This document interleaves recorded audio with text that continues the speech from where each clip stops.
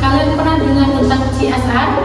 Jadi, CSR adalah kepanjangan dari Corporate Social Responsibility, yang mana merupakan pengertian dari tanggung jawab sosial perusahaan.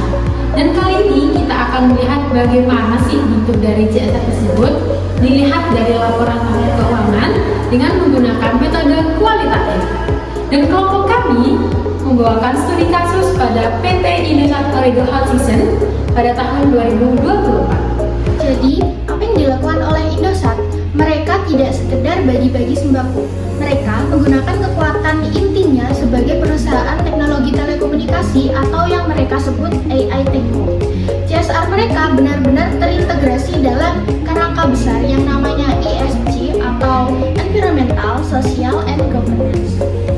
Fokus utama ada pada pilar sosial, yaitu inklusi digital. Indosat Ooredoo Hutchison menyadari bahwa kekuatan mereka terletak pada akses jaringan telekomunikasi yang luas. Oleh karena itu, bentuk nyata CSR mereka yaitu memperluas jaringan telekomunikasi ke wilayah-wilayah terpencil.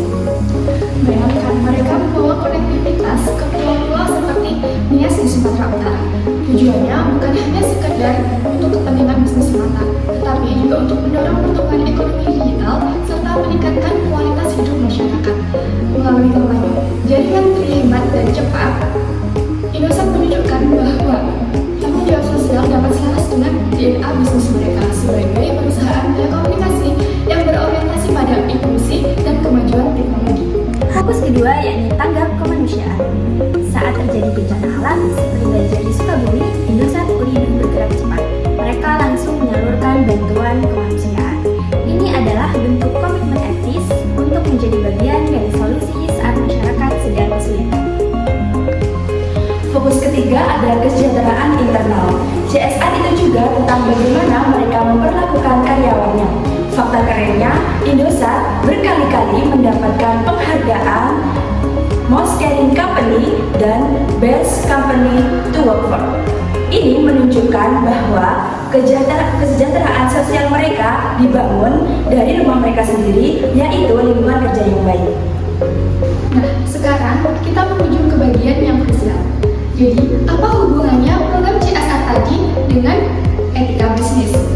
Seringkali orang mengira itu merupakan dua hal yang berbeda, padahal hubungannya sangat fundamental.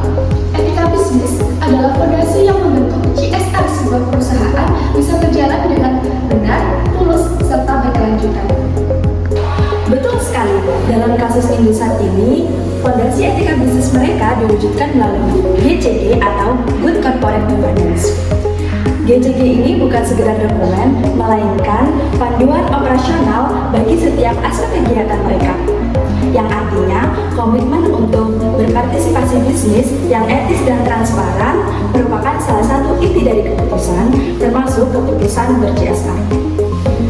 Etika bisnis harus dilakukan secara formal, yang mana PT Indosat sendiri sudah mewujudkannya secara konkret dengan menggunakan dua mekanisme utama.